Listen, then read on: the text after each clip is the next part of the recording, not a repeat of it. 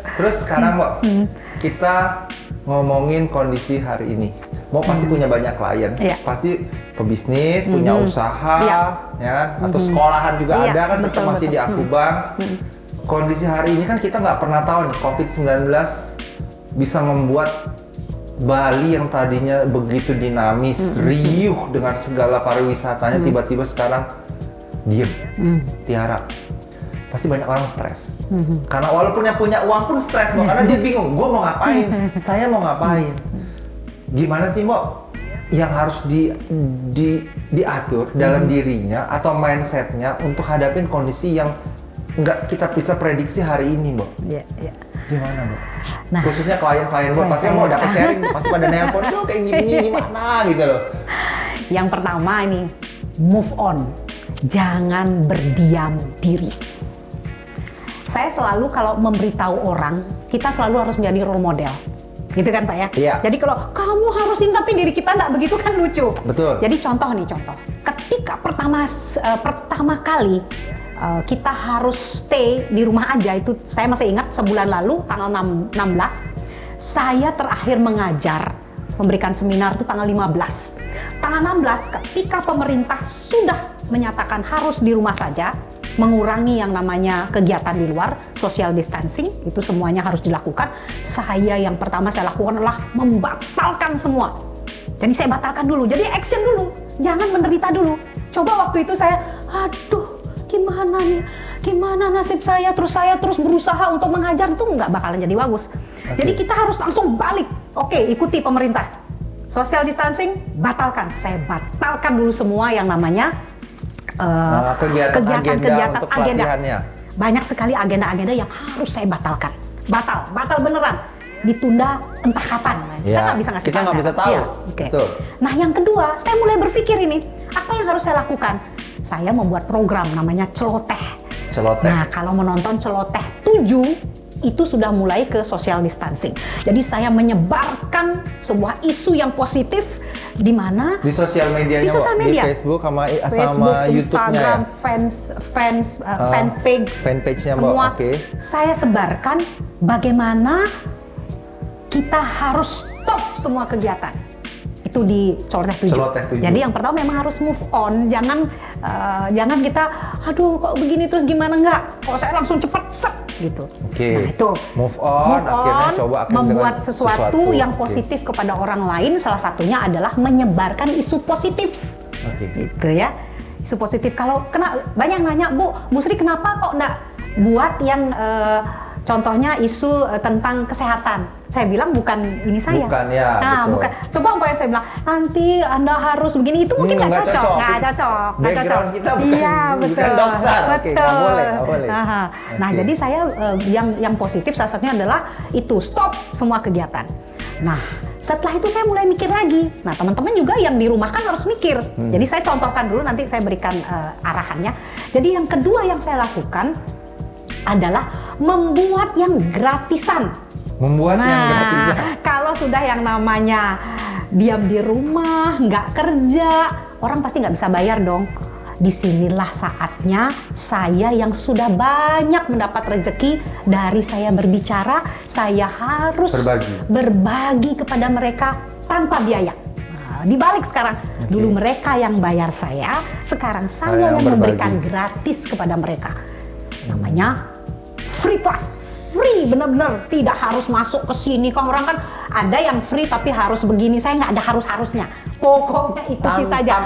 Tanpa syarat. Mau follow silahkan, mau nggak follow, mau liatin saja silahkan. Pokoknya free dan ada hadiahnya. Ada kuisnya, ada hadiahnya malah. Ada giveaway-nya ya. Iya, ada giveaway-nya. Di 10 sesi saya kasih dan sudah kemarin. Gitu ya. Nah setelah itu mikir lagi nih, apalagi yang harus saya buat? Nah kalau free ada, berbayar ada dong. Nah kembali lagi harus top of mind. Nah teman-teman di rumah juga yang sedang dirumahkan, yang bisa masak, yang bisa jualan, silakan top of mind. Top of mind itu bukan hanya berbisnis. Top of mind kepada atasannya mungkin, Pak gimana kabarnya, sehat apa tidak? Ya, atau seumpama para UMKM yang tidak berjalan bagus, silahkan sapa para kliennya. Ya, itu top of mind namanya Pak. Jadi tidak diem. Terus apa, gimana kabarnya? Kami sedang ini loh, sebagainya ini. Bisa secara individu, bisa juga secara general yang bisa dilakukan di media sosial. Nah, itu. Iya, sahabat seruput ya, dengar tadi dari Sri Sumardani, walaupun kondisi hari ini nih COVID sudah menyerang seluruh sendi-sendi perekonomian yang membuat stres, membuat tekanan dalam hidup kita nggak bisa lama berdiam dalam kondisi ini. Move on, lakukan sesuatu yang positif. Apa yang Anda bisa, apa yang Anda pertama kali pikirkan dalam pikiran Anda, itu yang Anda kerjakan. Nah sekarang, Bo, oke lah, udah move on, udah coba lakukan yang positif. Tetapi kita lihat kan ada dari sebenarnya subjeknya tuh ada dua, Bo, pengusaha dan pekerja. Yang paling kasihan, dua-duanya sih kasihan, masing-masing punya tanggung jawabnya. Kita ngomong dulu yang pekerja, Bo. Kalau seorang pekerja dengan kondisi hari ini tiba-tiba dirumahkan di hotel, pertama biasa bekerja, sekarang dirumahkan nggak punya penghasilan, pasti stres. Mindset yang harus dibentuk itu gimana? Ya, sederhana sekali. Saya kan selalu trainer itu kan sederhana ya, sederhana sekali. Hanya dua, H dan S. H dan S. Ya. Oke. Yang satu hikmah, yang kedua solusi. Solusi. Hikmah. Kalau ada sesuatu yang terjadi di dunia ini, itu pasti sudah yang berkehendak adalah Tuhan. Kan sudah terjadi nih. Semua sudah terjadi. Hikmahnya kita ambil. Saya sampai merinding nih. Kalau sudah bilang hikmah, dulu saya terkenal dengan ibu hikmah. Jadi setiap ada sesuatu saya bilang, sudahlah, hikmahnya kita ambil. Nah sekarang pun begitu. Hikmahnya kita ambil. Banyak sekali kita bisa mengambil hikmah. Banyak. Coba deh Pak Rio pasti sudah mulai mikir, oh ya hikmah saya. Hikmah, dari hikmah itulah kita akan banyak bersyukur. Ya, jadi sudah terjadi, jangan dicari kesalahannya, jangan lagi diruwet-ruwetin. Hikmah dari masalah ini adalah ini. Banyak hikmahnya. Pasti banyak hikmahnya. Jadi apapun yang kita lakukan adalah hikmah dari sebuah peristiwa, itu mindsetnya. Kalau kita sudah berpikir hikmah, pasti hati kita akan turun. Ikhlas. Iya, langsung rasa syukur. Ya, dan banyak sekali. Saya tidak perlu sebutkan hikmah apa karena setiap orang berbeda-beda. Beda-beda, tapi yang pasti mindset pertama hikmah. Yang kedua yang S. Kalau sudah kita, S-nya tuh solusi. Kalau kita sudah tahu hikmahnya seperti ini, rasa syukur yang tinggi. Satu lagi nih hikmah Pak ya. Mungkin disambungkan, hikmah itu salah satunya adalah jangan selalu melihat rezeki itu dari uang. Kan banyak orang, aduh rezeki saya nggak ada deh nanti nih. Kan gitu kan, pekerja tuh, aduh rezeki saya hilang. Karena mereka selalu berpikir yang namanya rezeki itu adalah uang, dan uang. Ya, padahal rezeki yang paling kita syukuri yang pertama adalah kesehatan. Tuh, langsung kan. Bagaimana kita bisa ada uang nih sekian miliar triliunan tapi nggak sehat? Gampang kan sebenarnya? Iya. Artinya kembali lagi hikmah, ya hikmah. Jadi hikmah dari segala sesuatu yang sudah terjadi, bersyukur, mensyukuri hal-hal yang biasa itu luar biasa Pak. Kalau mensyukuri yang luar biasa, itu udah biasa. Udah biasa. Kalau mensyukuri yang biasa, itu baru luar biasa. Nah di sini letaknya nih, ya mensyukuri hal-hal yang biasa. Baru luar biasa.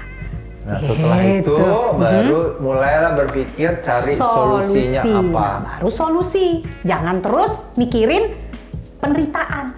Harus ada yang namanya solusi. Solusi itu dari mana? Ciptakan sendiri. Jangan orang lain suruh ciptakan sendiri solusinya. Makanya itu yang namanya kita harus cerdas dalam menyikapi sebuah permasalahan. Terlihat nanti orang yang cerdas mana, orang yang tidak cerdas akan terlihat dari caranya ketika dia merespon keadaan yang terjadi sama dirinya. Dua mindsetnya, hikmah dan solusi. Oke, terus kalau itu pekerja, sekarang kalau pengusaha lebih stres nih, gimana Cak?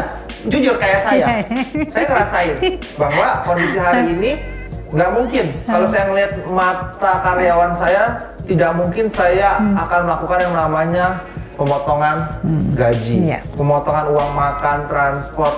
Tidak mungkin saya ujungnya mau motong gajinya mereka atau ujungnya lagi merumahkan mereka. Saya itu tekanan pressure saya sekarang. sebagai seorang pengusaha, gimana menurut Mbak bagi teman-teman sahabat seruput juga yang pengusaha menghadapi kondisi hari ini, mindset yang harus dibentuk apa? Ya.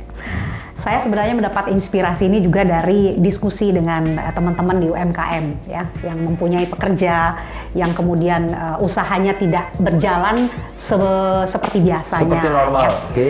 Yang saya nasehatkan, artinya yang saya sharingkan itu biasanya gini. Saya kadang-kadang menasehatkan orang karena saya pernah menjadi pekerja kan gitu kan. Iya. Kalau pengusaha menasehatkan pengusaha mungkin dari segi strategi gitu ya. Kalau saya menasehatkan dari segi pekerja. Disinilah letaknya kebijakan dari seorang pengusaha agar mengusahakan 1, 2, 3 bulan ke depan. Jadi jangan jauh-jauh dulu. Bagaimana karyawannya tetap gajian kan itu dulu. Iya. Itu yang paling penting kan. Nah, biasanya para pengusaha mungkin jauh lebih pintar. Yang penting mindsetnya dulu, mereka gajian. Betul Pak? Iya. Jadi yang namanya ya investasi apa di belakangnya dulu, bagaimana karyawan kita bisa gajian dulu. Disinilah para pengusaha saya ketuk hatinya ya, agar mereka benar-benar melakukan usaha-usaha yang strateginya jauh lebih pintar lah para pengusaha, agar 1, 2, 3 bulan ke depan karyawannya tetap untuk digaji. Ya, salah satu strategi mungkin gampang. Banyak tuh saya tanyakan, gimana kondisi saat ini? Ya, sekarang saya hanya bagaimana karyawan saya bisa gajian. Iya, sama. Itu yang penting. Jadi pikirannya nggak usah jauh-jauh dulu, Pak. Okay. Kalau seandainya Bu, saya nggak punya uang tunai kan gitu biasanya ya. Itu yang banyak kan. Saya nggak punya uang tunai nih Bu, gimana? Inilah saatnya seorang pengusaha kembali memberi penghargaan kepada pegawainya. Banyak orang bilang gini, orang sudah begini kok saya kasih duit, ada pengusaha seperti itu. Tapi saya selalu berpikir berbalik.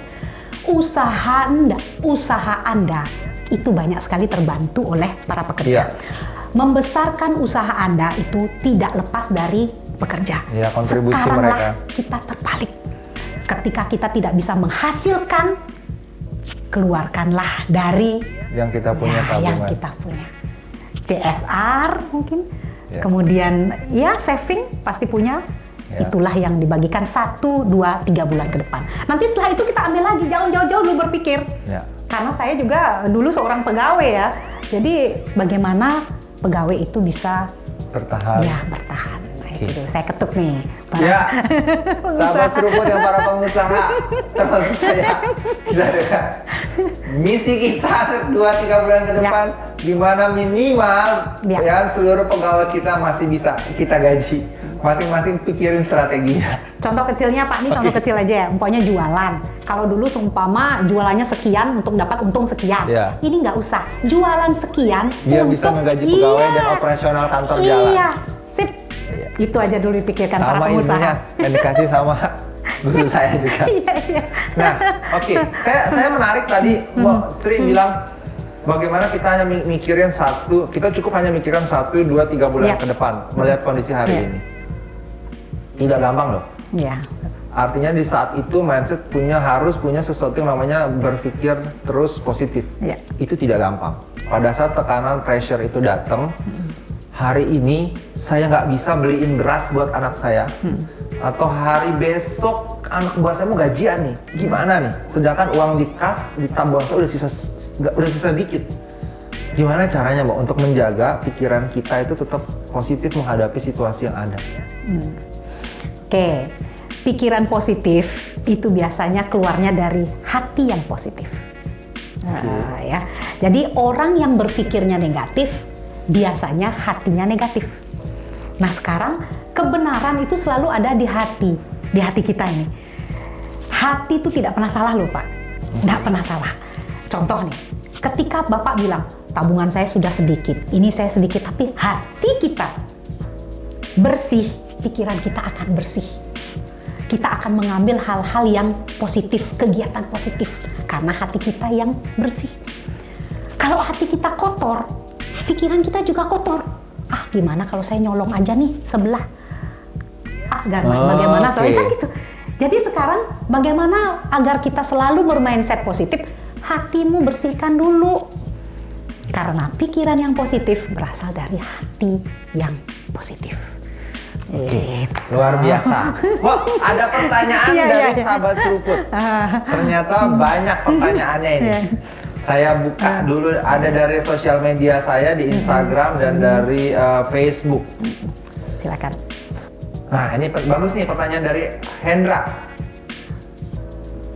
Begini pertanyaannya, Bo. Terkadang mindset yang sudah kita punya berbeda dengan mindset orang lain terdekat. Contohnya keluarga. Apakah perlu kita menyamakan mindset dengan orang-orang terdekat? Apabila perlu, mungkin bisa dibagi tipsnya. Gimana caranya? Apa kita harus menyamakan mindset atau gimana? Itu pertanyaan dari Hendra. Berat kalau saya nggak bisa jawab. Silakan, Bo. Biasanya nih kalau pertanyaan itu pasti curhatan ya. Curhatan dari permasalahan pribadi. Nah, menyamakan mindset. Nah, kembali lagi, kita hidup kan tidak hanya sendiri. Kalau mau menang sendiri, hidupnya di hutan. Nah, gitu ya. Kita hidup bermasyarakat. Kita hidup dalam keluarga yang tentu punya pemikiran yang berbeda-beda. Kita yakini dulu. Ingat, seseorang diyakini ketika dia mempunyai hati yang bersih. Ketika hatinya bersih, yang keluar tuh pasti bersih. Terus bagaimana kalau mendapat penolakan? Ya. Pasti pertanyaan bagaimana kalau mendapat penolakan? Betul. Penolakan itu pasti karena dia tidak yang namanya sesuai dengan hatinya hati dia. Kita. Hati kita tidak sesuai dengan hatinya dia. Yang penting yang pertama apa? Komunikasikan. Orang biasanya kan saya maunya begini, dia maunya begitu, diamin aja. Nah, gitu ya. Menang sendiri. Mau menang sendiri. Komunikasikan. Ya, komunikasikan kenapa harus begini. Biasanya orang tidak mau setuju dengan hati kita karena dia tidak tahu, gitu loh. Tapi karena dia tahu, lain lagi. Dia tahu kan, oh gitu biasanya. Komunikasikan. Yang kedua, ini yang paling ingat nih, didengarkan. Menjadilah pendengar yang baik. Mungkin aja pemikiran dia lebih benar daripada kita. Betul. Artinya dua itu komunikasikan ya. Salah satunya adalah kasih tahu ini loh kenapa kita begini, kita harus begini. Terus ditolak, silakan dengarkan. Mau Anda seperti apa? Silakan dengarkan, menjadi pendengar yang baik. Tuh. Paham. Terima kasih. Dijawab ya Hendra untuk pertanyaannya. Terus ada pertanyaan dari, nah ini bagus nih, dari Gede Arya Wibawa. Pertanyaannya gini nih dari Gede. Work from home. Itu kadang-kadang bikin tim pekerja yang biasanya punya rutinitas menjadi tidak produktif dan menjadi tim rebahan. Tim rebahan, oh my god. Gimana caranya merubah mindset tersebut bahwa dalam kondisi seperti itu tetap harus produktif dan tetap bisa menghasilkan sesuatu. Gimana caranya, Bu? Ini pasti bicaranya dalam suatu organisasi, saya yakin ini. Ya, perusahaan atau organisasi. Benar. Disinilah fungsi leadership. Nah, kan artinya ketika kita ingin bawahan kita produktif, ya ada cara-caranya. Seorang leadership itu ada banyak lah teori-teori leadership. Jangan hanya nyuruh saja, ya bisa dengan memberi contoh. Kemudian bukan hanya memberi contoh, tetapi mengevaluasi. Benar ya? Kenapa dia rebahan terus orang nggak dievaluasi? Iya, dia nggak dicek. Nggak dicek nggak gimana? Dicek dia di rumah lagi ngapain kerjaannya. Kasih punishment kalau sudah parah, kasih punishment dan reward. Kembali lagi fungsi leadershipnya. Berarti kalau kondisi kayak gini, leadershipnya yang kuat nih. Leadership nggak bisa ya ngandelin dia mandiri gak bahwa bisa. Dia pasti akan menjalankan tugas dan tanggung jawabnya, nggak bisa. Karena setiap orang belum tentu dia menjadi pemimpin baik bagi dirinya sendiri. Terus pertanyaannya dari tapi mungkin versinya Sri Sumhardani nih. Dari Samsudin. Dia nanya begini, Samsudin. Usaha atau bisnis apa yang masih mampu bertahan atau bisa kita lakukan? Salam buat Sri Sumhardani, salut dan sukses selalu buat Pak dan seperti kita ketahui sekarang yang paling pertama adalah tidak boleh keluar kan? Iya. Nah, kalau tidak boleh keluar apa? Kebutuhan pokok dong. Makan. Kebutuhan pokok. Jadi sekarang rame-rame, ini jangankan orang lain, teman saya Itu semua jualan. Tiba-tiba jadi koki. Tiba-tiba jadi koki, Tiba-tiba jualan. jadi juga bukan bikin kue Iya, bikin ini kemasan. Oke. Kalau Anda punya uang 100.000, ini loh kemasannya, telur, beras, ini. Oh, paket, Iya, jualan jual paket sembakonya. sembako. Oh, oke. Ya. Menarik. Yang kedua tentu kesehatan. Oh, oke. Nah, kesehatan pasti kan? Iya. Seperti masker, sanitizer, dan sebagainya. Nah, yang ketiga, ilmu. Jualan ilmu. Jualan ilmu.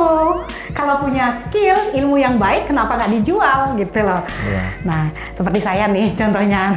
Tetap. Ya. Pertanyaan terakhir, Mbak. Ya. Kita mau sebelum kita tutup. Versi dari seorang Sri Sumarhdani. Bagaimana menjadi manusia yang tangguh, oke, untuk 1, 2, 3 bulan ke depan menghadapi hari ini. Ya. Nggak cuma mindset soalnya. Iya, betul. Untuk menjadi seorang manusia yang tangguh 1, 2, 3 bulan ke depan, sebenarnya kita ikuti teorinya yang namanya motivator dunia, yaitu Anthony Robbins. Oke. Nah, ya. Salah Menarik satunya dia nih, bilang. Anthony Robbins. Nah, salah satunya beliaunya bilang apa? Ya. Emosi sering sekali mempengaruhi gerakan. Iya. Nah, ya kan? Ya, kalau gerak. emosi kita takut, gerakan kita takut.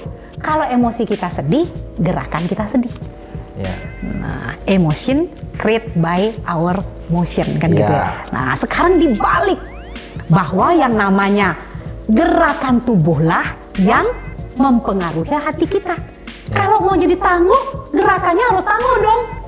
Terutama yang pertama adalah senyum. Nah, Kembali kalau lagi. orang bersedih terus, ya, semua sedih, semua ikut bersedih, ya, ketangguhan tidak akan ada. Karena optimisme itu dibangun dari yang namanya Gerak. senyuman. Iya. Kalau orang bilang optimis, Tangguh kan nggak nggak bakalan senyum. nggak senyum dia. Orang optimis itu dari senyum dulu. Iya. Ya, Oke. jadi gerakan yang mempengaruhi hati kita. Kita balik sekarang. Gerakan mempengaruhi hati kita. Gerakan kita rubah. Umpamanya baru bangun, malas-malas, jadi semangat. Ya. Nyapu biasanya begini, nyapunya semangat. Oke. Nah, ya. Olahraga. Olahraganya semangat. Umpamanya manggil anak nih.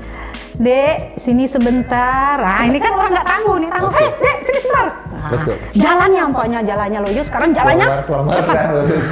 Itu Satu. dibalik ya. Terus? Jadi yang pertama saya ingatkan lagi, gerakanlah yang mempengaruhi Hati. perasaan. Ya, kemudian Yang kedua. manusia tangguh itu dari kegagalan. Nah, ini klasik sebenarnya. Oke. Ya, ini anggaplah kita gagal. Dari gajinya sekian, sekarang mengalami kegagalan. Ya, orang-orang tangguh itu tidak dibentuk dari manusia-manusia yang selalu berhasil, tapi kegagalan. Nanti pasti nanyanya saya. Emang Bu Sri kayak gitu biasanya kan? Karena saya ngomong seperti itu. Oh, pasti. Ya, makanya kalau namanya kegagalan, banyak sudah saya ceritakan kegagalan hidup saya yang membuat saya seperti ini. Jadi kegagalan itulah yang membuat manusia itu tangguh, manusia itu kreatif, manusia itu banyak akal, panjang akalnya karena kegagalan. Oke. Nah, itu. Belajar dari kegagalan. Ya, belajar kegagalan. Oke. Yang ketiga.